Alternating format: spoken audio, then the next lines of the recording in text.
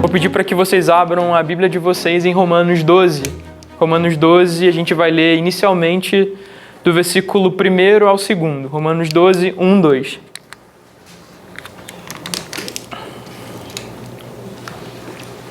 É um texto muito conhecido, principalmente o texto 2, mas a gente vai ler inicialmente o versículo 1 e o 2 também. Bom, como já está projetado, então vamos começar a leitura. Portanto, irmãos, suplico-lhes que entreguem seu corpo a Deus, por causa de tudo o que Ele fez por vocês, que seja um sacrifício vivo e santo do tipo que Deus considera agradável. Essa é a verdadeira forma de adorá-lo. Não imitem o comportamento e os costumes deste mundo. Em versões mais tradicionais, não vos conformeis com esse mundo, mas deixem que Deus os transforme por meio de uma mudança em seu modo de pensar, a fim de que experimentem a boa, agradável e perfeita vontade de Deus para vocês. Vamos todos ler junto no 2. Não imitem o comportamento e os costumes deste mundo, mas deixem que Deus os transforme por meio de uma mudança em seu modo de pensar, a fim de que experimentem a boa, agradável e perfeita vontade de Deus para vocês. Curve sua cabeça. Deus, obrigado porque o Senhor tem sido muito bom conosco. O Senhor nos salvou, mas o Senhor exerce a salvação diária, nos salvando de nós mesmos e desse mundo. Então, suplicamos para que o Seu Espírito renove a nossa mente e não nos deixe nos conformar com este mundo. Nós estamos no mundo, mas temos que nos lembrar que nós não somos daqui. Nós estamos de passagem, o nosso destino é muito claro. Esperamos estar contigo, Senhor, aonde o Senhor está agora, na casa do Pai. Então, confiante na Sua promessa de que o Senhor retornará, nós vivemos nessa terra de modo a não nos conformarmos com ela. Essa é a nossa oração, entendendo que isso é apenas pelo Espírito Santo. Então, que o Seu Espírito Santo conduza esse momento e que eu não possa o atrapalhar, porque certamente eu atrapalharia. Então, que apesar de mim, o Senhor sintonize a frequência que o Senhor pode sintonizar no ouvido de cada um e que o Seu Espírito Santo fale conosco. Amém. Amém. Essa é uma mensagem que ela, antes de mais nada, fala severamente com quem está aqui agora, com o microfone, porque fala muito comigo. A gente está no mundo, a gente vive no mundo, não tem como a gente não estar aqui. Mas o convite é muito claro. A exortação é muito clara. Não imitem o comportamento e os costumes deste mundo. Mas a gente precisa deixar com que Deus transforme o nosso modo de pensar por meio de uma mudança, a fim de que a gente experimente a boa, agradável e perfeita vontade de Deus para vocês. Não necessariamente é a nossa, mas é a de Deus para vocês. E se torna a nossa também. Mas como introdução, eu queria falar com vocês, hoje não vai ter slide, mas eu vou ler aqui para vocês, que aconteceu uma publicação de uma matéria muito interessante no G1 ontem. E o título dela é assim: Baladas, festivais e expedição gospel. Evangélicos expandem presença em ambientes considerados do mundo. É o subtítulo: movimento é impulsionado por jovens, redes sociais e estéticas descoladas de igrejas como a Lagoinha. Estou lendo. Para especialistas, estratégia tem como objetivo a acomodação cultural. Que interessante esse termo, a acomodação cultural. Entre 2010 e 2022, evangélicos passaram de 21,6% para 26,9% da população, segundo o censo. Esse censo saiu recentemente. Então a gente vê um número cada vez mais expressivo. 1 a cada 4 brasileiros são evangélicos ou são declarados evangélicos. Mas ao mesmo tempo, o que cresce parece que diminui. Então essa é uma realidade da qual a gente tem que conviver. A gente está lidando com esse fenômeno. E um pouco mais, o resumo, porque é interessante, depois vocês procuram essa matéria. O resumo que ela traz logo de cara é assim, o primeiro tópico. Nos últimos anos vem crescendo a adesão a evangélicos a espaços culturais historicamente considerados mundanos e profanos por igrejas mais tradicionais, de cultos na DIED, Casa Noturna em São Paulo, a bloco de carnaval gospel e expedição religiosas com linguagens motivacionais. A ocupação de ambientes seculares por grupos cristãos vem ganhando cada vez mais visibilidade. De acordo com o censo, que eu acabei de falar com vocês, divulgado na sexta-feira, o censo de 2022, pelo IBGE, entre 2010 e 2022, a quantidade de evangélicos cresceu 5,2 pontos percentuais. Aí agora fala de uma especialista. Para Nina Rosas, especialista em estudos de religião, este movimento não é recente e ocorre pelo menos desde os anos 90, com o crescimento dos evangélicos no país e o uso das redes sociais, ele tem ficado mais visível. Mais abaixo, a mesma especialista, ela vai falar um pouquinho mais sobre esse termo que é curioso, acomodação. Paulo lhe fala em Romanos 2, não vos conformeis, não nos amoldar com esse mundo, e ela fala sobre acomodação. É uma maneira de se distinguir dentro do próprio grupo evangélico religioso, o que marca uma aproximação com o estilo que Cristina chama de cosmopolitismo. Essas tendências de se entender como cidadãos do mundo. Isso não significa se é menos religioso do que antes. E esse é um ponto importante a se marcar. Aí eles até dão um ênfase de marca-texto vermelho nessa parte. Em vez de vermos uma resistência, uma forma de fugir ou negar o mundo, vemos um passo em direção à acomodação. E esse passo em direção às práticas do mundo, além de ser vista como uma maneira de atrair o público jovem, se você olhar na pesquisa do IBGE, o maior índice está entre os adolescentes e jovens. Atrair o público jovem é também permitir que esses jovens permaneçam, construam suas identidades e busquem grupos de apoio e vivam a experiência da juventude no contexto contemporâneo. Isso segundo Nina. Essa realidade faz jus ao que a gente está acostumado a ouvir, ver cada vez mais crescente? Certamente sim. Cada vez mais a gente vê exatamente isso. Uma aproximação cada vez mais com a cultura. Isso seria um problema por si só? Sim, não, porque o Paulo que está dizendo isso, ele é muito enfático. A gente não tem que se conformar aos padrões desse mundo. A gente não tem que imitar, como essa versão diz. Não imite o comportamento e os costumes desse mundo.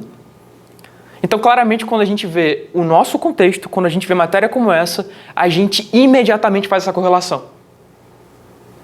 E a gente critica, e tem que ser criticado, a gente tem que denunciar esse tipo de prática, porque isso é um grande problema da qual a gente enfrenta.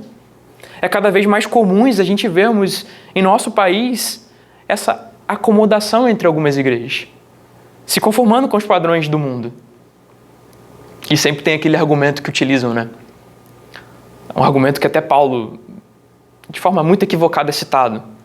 Ué, mas em 1 Coríntios 2, 9, 22 a 23, nem precisa colocar, Felipe, eu estou com ele aqui. Não diz que a gente tem que ser fraco para alcançar os fracos? Então, para alcançar a galera do carnaval, eu tenho que ir para o carnaval. Para alcançar a galera da balada, eu tenho que estar na balada. E olha que interessante o que Augusto de Nicodemos vai comentar sobre isso. É necessário lembrar qual é o contexto em que Paulo falou essas palavras. Ele se referia ao conflito existente entre judeus e gentios na igreja do século I, que muitas vezes causava restrição no relacionamento, principalmente no que se trata a dieta judaica. Então, quando eles se reuniam, alguns cristãos, judeus, recém-convertidos, eles mantinham alguns costumes e isso restringia o contato ou o partilhar de refeições com os gentios, que não tinha aquela restrição que os judeus tinham. Em resumo, isso significa que naquilo que é neutro, aquelas coisas que não têm implicações morais e espirituais, eu posso abrir mão ou praticar se a conveniência missionária assim exigir. Então, como está descrito lá em Coríntios 9, ele diz exatamente isso. Quando eu estou com fracos, também me torno fraco. pois quero levar os fracos a Cristo. Sim, tento encontrar algum ponto em comum com todos, fazendo todo o possível para salvar alguns.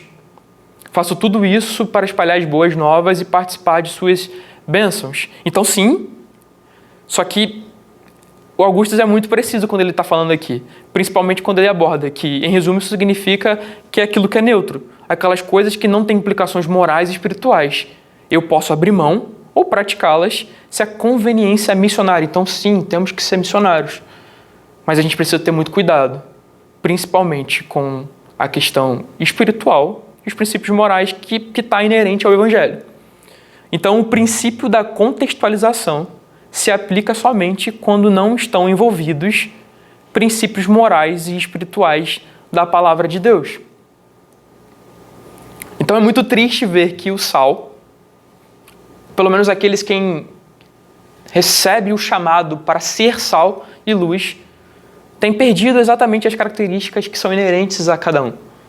O sal tem perdido o sabor, ou melhor, tem perdido a característica de salgar, e a luz está perdendo cada vez mais o seu brilho. Então isso é algo preocupante, é algo que a gente precisa condenar enquanto igreja. E nós fazemos isso com muita regularidade, nós tentamos sempre combater. Nós combatemos esses males, porque eles estão cada vez mais deturpando a pureza do Evangelho.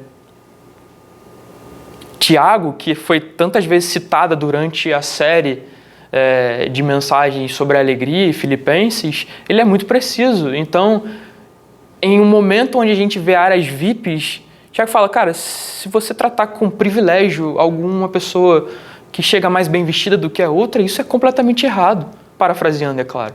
Então ele está ali sendo radical nesse ponto. Não façam isso. E hoje a gente tem lugares onde tem áreas VIPs, o que é muito contraditório. Mas, na verdade, a mensagem hoje não é sobre esse ponto centralmente. Então a gente tem um consenso de que a gente precisa condenar esses problemas que estão crescendo, que estão cada vez mais comuns. Mas eu queria entrar em um outro ponto sobre o que também quer dizer Paulo quando ele fala sobre não imitar os comportamentos desse mundo.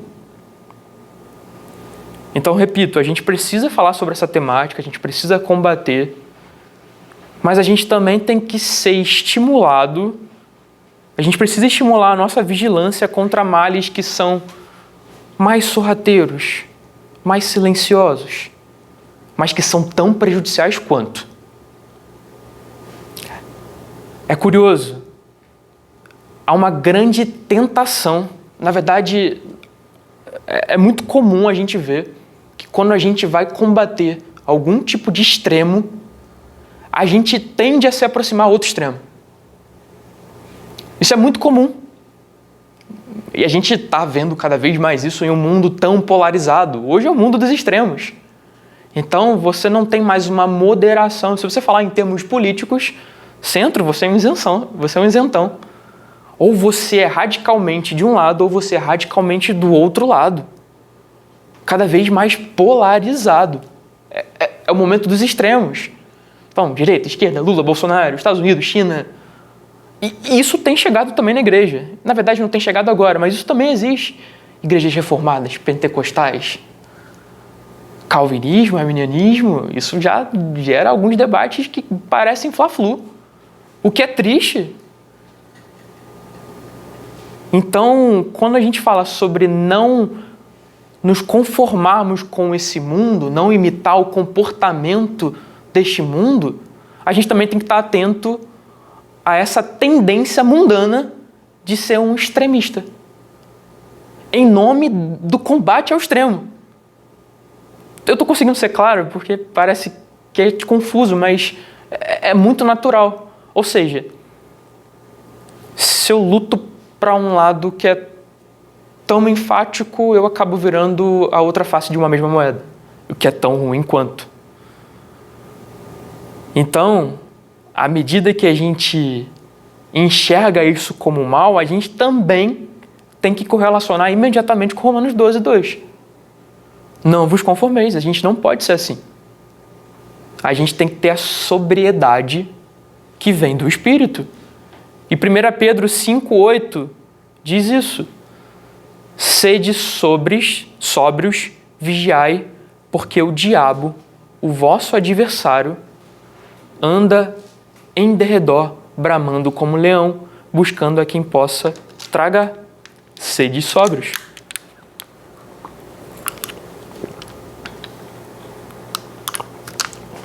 Então, vamos ver. Eu gosto bastante desse texto, eu já utilizei até outras vezes. O que é a exortação que está contida na carta à igreja de Éfeso, em Apocalipse, tem a nos ensinar sobre essa temática. Felipe, se você puder abrir Apocalipse 2, do 2 ao 6. Quem tiver com o seu aplicativo, Bíblia, ou se quiser acompanhar com a gente no telão.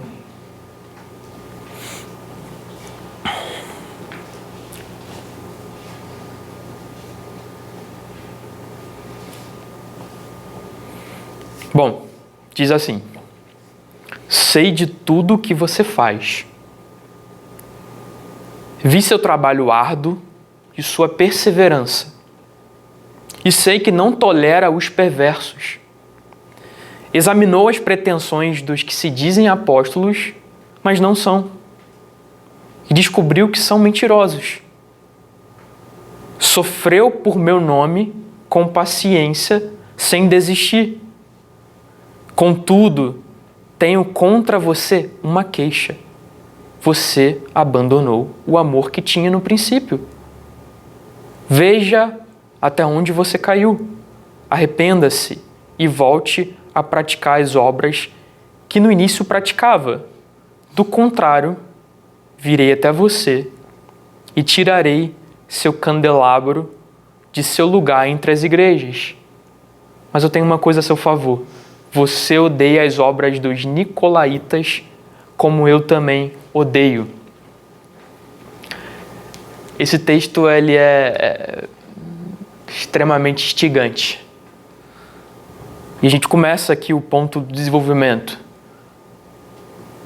O trabalho árduo, a perseverança, a não tolerância aos perversos, a boa teologia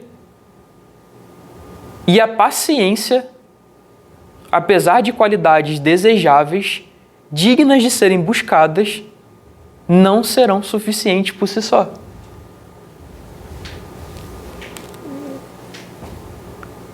Olha as qualidades que eu acabei de mencionar e que a gente leu. Trabalho árduo.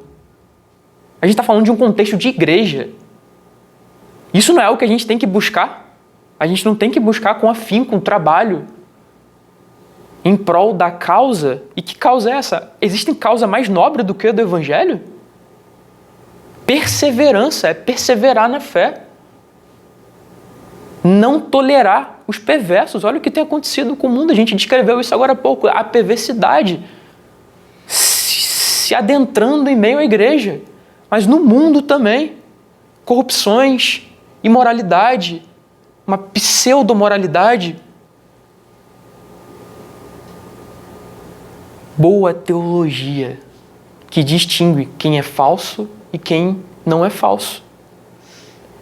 Em termos de profecia, falso profeta, aquele que está falando, será que esse cara está falando de acordo com o que está na Bíblia? Deixa eu verificar.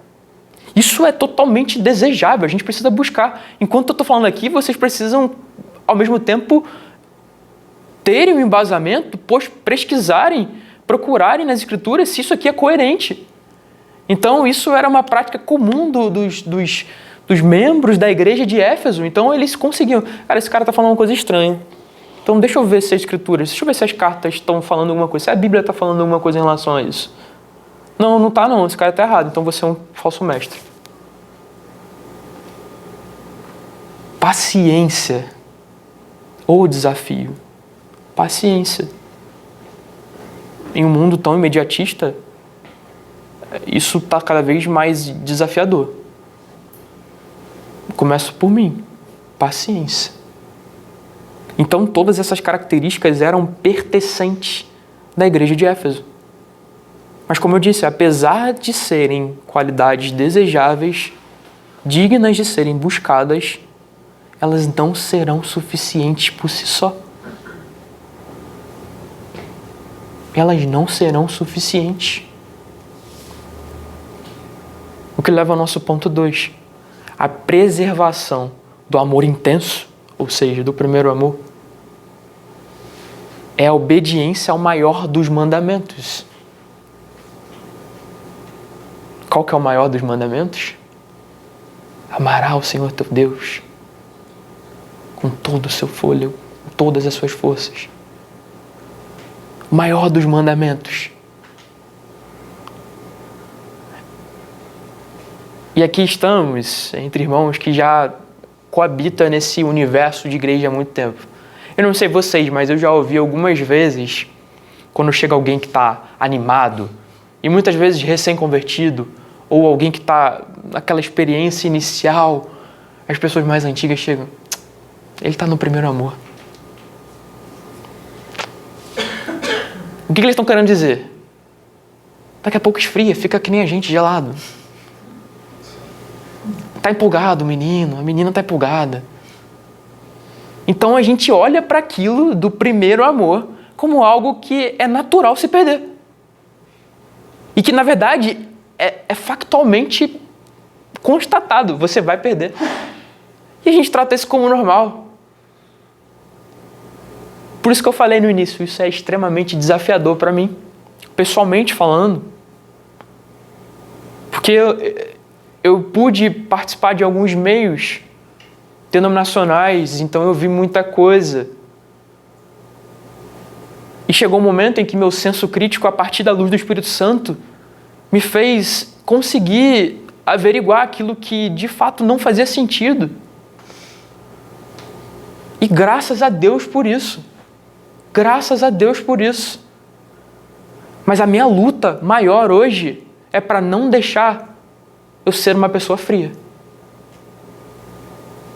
Que eu sei da sã doutrina, que eu posso debater ou apontar onde está o erro daquela prática de você não fazer de uma balada um lugar de culto, de você não utilizar estéticas do mundo para você atrair um público. A partir da luz das Escrituras, a gente tem cada vez mais a capacidade, a gente é ensinado aqui, a gente fala sobre isso para combater. Mas é aquilo que eu falei no início, há uma tendência da gente ir para um outro extremo. Então agora eu sou a pessoa analítica. Será que isso aqui faz sentido? Será que esse movimento aqui, tem um limite para se movimentar, hein, irmão? Não levanta a mão não, porque não sei se isso aqui está sendo sincero. E eu deixo de olhar para mim. Eu estou sempre avaliando, e é bom que a gente avalie, porque isso é importantíssimo. Mas no momento em que isso esfriar, a gente vai ouvir assim como os irmãos da igreja de Éfeso. Tudo bem você ter um trabalho árduo, tudo bem você perseverar, tudo bem você não tolerar. Cara, que bom, faça isso, tenha uma boa teologia, seja paciente. Mas olha só, sem um primeiro amor não vai dar não. Arrependa-se. Mas isso não é tudo tão relevante. Nossa, eu pensei que essa carteirada era suficiente. Não, não é. Não é.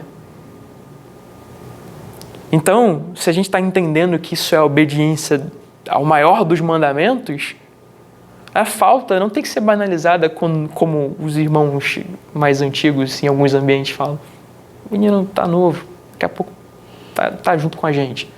Não, ela tem que ser tratada com tamanha gravidade, que é inerente a esse ponto. Irmãos, em o nosso meio, esse é o nosso maior desafio. Esse é o nosso maior desafio. É o meu maior desafio. Porque a gente está muito ávido em combater aquilo que tem de muito visível acontecido lá fora. Mas e isso que é mais sutil, mais sorrateiro, mais silencioso, não é tão aparente? Isso é um grande desafio. Porque essa é a palavra de Deus. Olha que comentário preciso do Hernandes Dias Lopes.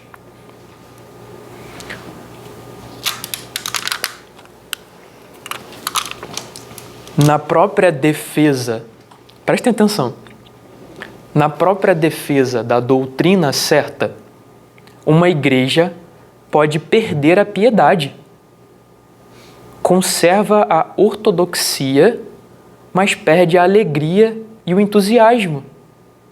O coração não aquece mais, não tem brilho nos olhos, a vida espiritual está no piloto automático, vira rotina. Vai à igreja, possui leitura bíblica, oferta, canta louvores, escuta pregações e faz a defesa da fé. Mas o coração já não pulsa mais por Deus. A sã doutrina virou um fim em si mesmo. Deus não está apenas interessado naquilo que fazemos. Ele também está desejoso das motivações certas pelas quais nós fazemos o que fazemos. Nós não podemos negociar a sã doutrina. Mais uma vez, a tendência de ir para os extremos. Então, você está combatendo a sã doutrina? Não, então deixa a teologia de lado. Vamos só... Não. Calma. Nós não podemos negociar a sã doutrina. Não podemos pregar o que o povo quer ouvir. Não podemos ser seduzidos pelas últimas novidades do mercado da fé. A igreja precisa ser firme na palavra, não pode pregar um outro evangelho para agradar o ouvinte. Ela tem que ser fiel às Escrituras. Entretanto, existem muitas igrejas ortodoxas, com teologia correta, doutrina certa, que estão frias. Muitos crentes ortodoxos que estão mortos. Nada mata mais do que a ortodoxia morta. É desafiador ouvir isso. É muito desafiador para mim ouvir isso. E se, irmãos, você estiver em um momento em que isso não é compatível, graças a Deus por isso. Que você ore para os seus irmãos, que você seja alguém para apoiá-los, que você estenda o braço, que vocês ajudem a caminhar na maturidade, na perseverança. Mas se em algum momento você consegue se identificar assim como eu, é necessário lutarmos, é necessário levarmos isso a sério. Eu preciso levar isso mais a sério. Quem não ouviu, e a gente falou muitas vezes, Tiago, mais uma vez citado, Tiago, irmão de Jesus, quando escreve, ele fala assim, a fé sem obras ela é? Fé sem obras ela é? Então, assim como a fé sem obras é morta, as obras sem fé são igualmente mortas. Porque se a intenção vale, e o Sermão da Montanha fala muito sobre isso, não é mais sobre o que você faz, é sobre como está o seu coração. Com qual intenção você está fazendo. Intenção, motivação, importam tanto quanto a própria ação. A gente consegue entender isso?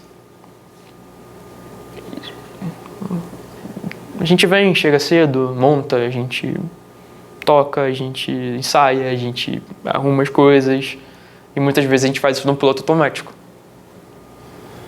Mas a nossa intenção... a gente faz porque precisa ser feito. Se a gente não fizer, quem vai fazer? E a gente vai fazendo. Mas a gente tem sempre que lembrar da nossa motivação. Que ela importa tanto quanto aquilo que a gente faz. E não é porque a motivação importa tanto que a gente tem que deixar de fazer. Aí é para ir para o outro extremo. É muito comum a gente flutuar. Não, Lucas, então você está me falando que eu tenho que parar de fazer e ver. Não, eu estou falando para você fazer os dois. Ter uma boa motivação, mas continuar fazendo.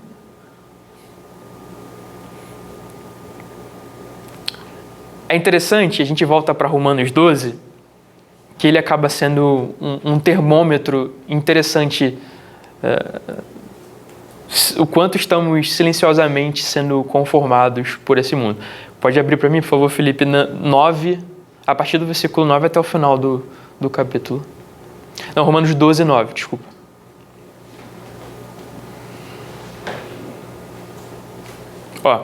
Vamos tentar utilizar isso como um termômetro. Amem as pessoas sem fingimento. E a gente está falando do capítulo 12, que é justamente o capítulo que a gente inicia falando para não vos conformeis. há uma tendência natural para a gente olhar para aquilo que eu li na matéria e apontar, não vos conformeis. E sim, não tem que se conformar com isso.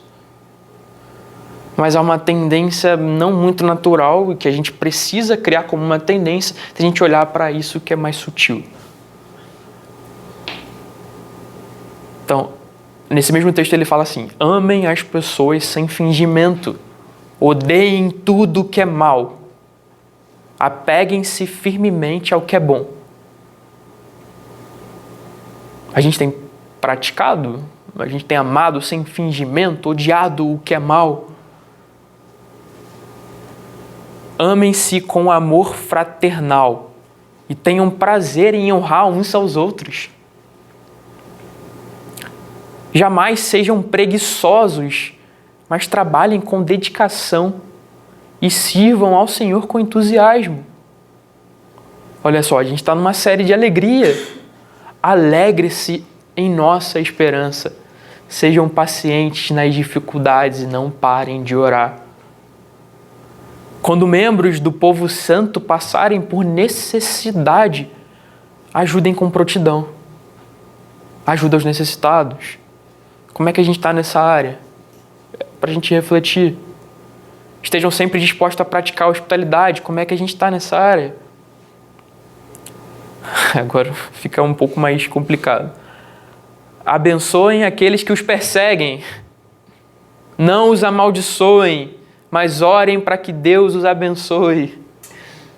Difícil, né? Difícil, mas a partir do Espírito Santo a gente pode. À luz do Evangelho. Porque foi isso que Jesus fez quando ele apresentou a face dele. Jesus ele fala, se te obrigarem a caminhar 1 quilômetro, caminhe 2.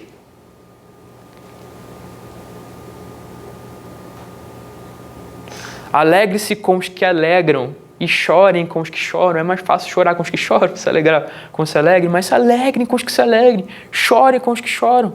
Vivam em harmonias. Harmonia uns com os outros. Não sejam orgulhosos, mas tenham amizade com gente de condição humilde.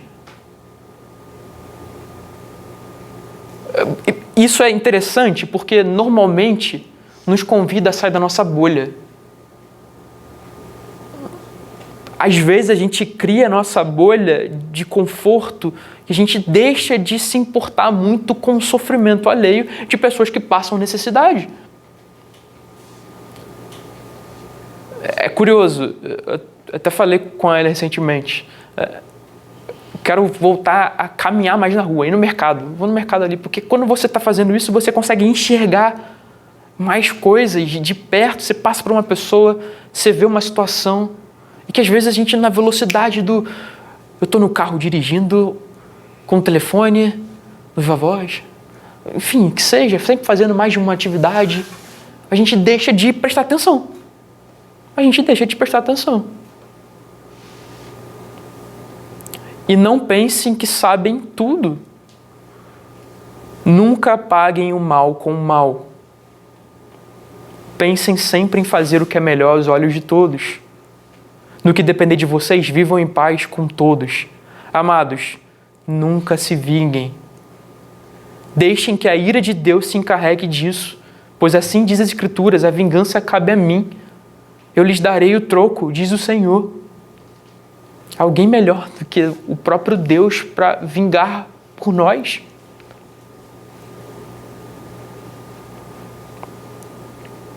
Pelo contrário, se o seu inimigo estiver com fome, dê-lhe do que comer. Se estiver com sede, dê-lhe do que beber. Ao fazer isso, amontoará brasas vivas sobre a cabeça dele. Eu gosto muito dessa parte final. Não deixem que o mal os vença, mas vençam o mal praticando o bem.